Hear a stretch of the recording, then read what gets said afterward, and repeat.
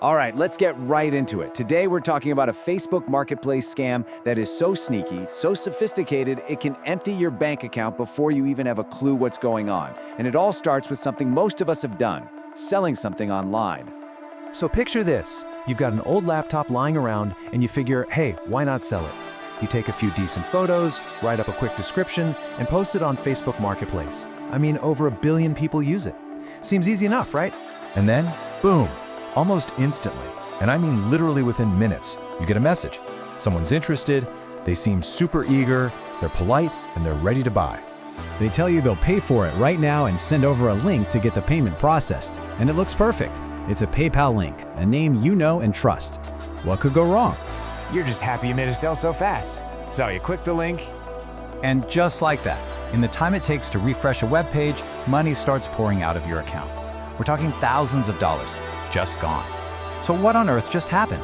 Well, this is the anatomy of one of the most dangerous scams on the internet today. Let's pull back the curtain on how these scammers operate. It all starts with them building your trust. And honestly, it's a masterclass in the art of deception. So this is how they get you. They create the profile of the perfect buyer. They message you suspiciously fast. Their profile looks totally legit. Often it's a stolen one, complete with family photos to make you feel comfortable. They're polite, they're agreeable, and here's a big one. They offer the full asking price, no haggling. They might even create a sense of urgency, saying something like, oh, it's for my son's birthday tomorrow. It's all designed to make you drop your guard. But of course, the buyer isn't real. This whole personality is just a social engineering tactic. It's the very first step in a meticulously planned trap to get you to do exactly what they want. Okay, so once they've earned that initial bit of trust, they make their next move. And this one is absolutely critical for the scammer. They have to get you isolated. Let's see how they pull that off. And this right here leads us to one of the biggest red flags you will ever see. They will almost always try to move the conversation away from Facebook Messenger. But why? Why do they push so hard to get your email or your phone number? Well, the answer is pretty simple. They need to bypass security. You see, Facebook actually has automated tools that scan Messenger for scammy behavior. By moving you over to your personal email or text messages, they take you out of that protected space. It also means there's no record of the scam on Facebook, which makes it way harder for you to report them later. They'll use an excuse like needing your email for a business payment or an official invoice, which is really just their way of delivering the weapon, that fake payment link. All right, now we're getting to the core of this whole thing, the brilliant but totally malicious trick that makes it all work. This isn't just a simple scam. This is a full-on technical heist.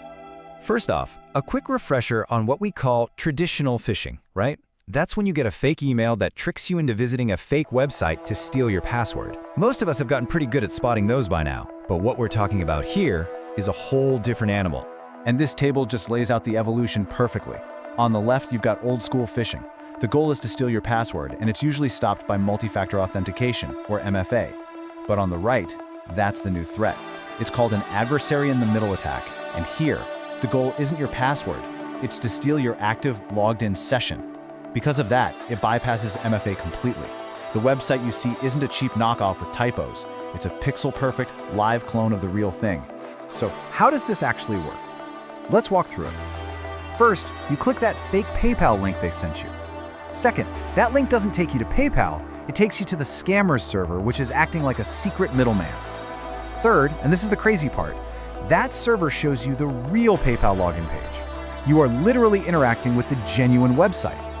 So fourth, you enter your username, your password, and even that 6-digit code from your two-factor authenticator. The scammer's server just passes it all along to PayPal. And then, the final critical step.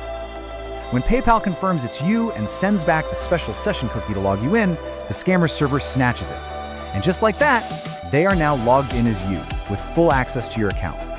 I want this point to really sink in. The attacker isn't breaking your multi-factor authentication. They are literally stealing the proof that you're authenticated after you've already done all the hard work. Your 2FA did its job, but the scammer just hijacked the result. So, okay, the scammer has your session cookie. They are inside your account. What happens next, in those frantic minutes that follow, is terrifyingly efficient. And this is not a theoretical threat. Look at this number. One victim reported having $25,000 drained from their bank account using this exact method. The financial damage can be absolutely life-changing. And this all happens with incredible speed because scammers use automated scripts.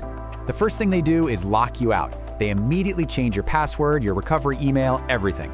Then they hide their tracks. They'll create rules in your email to automatically delete any fraud alerts coming from your bank. After that, they drain the funds, often by making thousands of tiny transactions so they don't trigger any big fraud alerts. And sometimes, they'll even pivot and call you, pretending to be from tech support, to trick you into giving them remote access to your entire computer.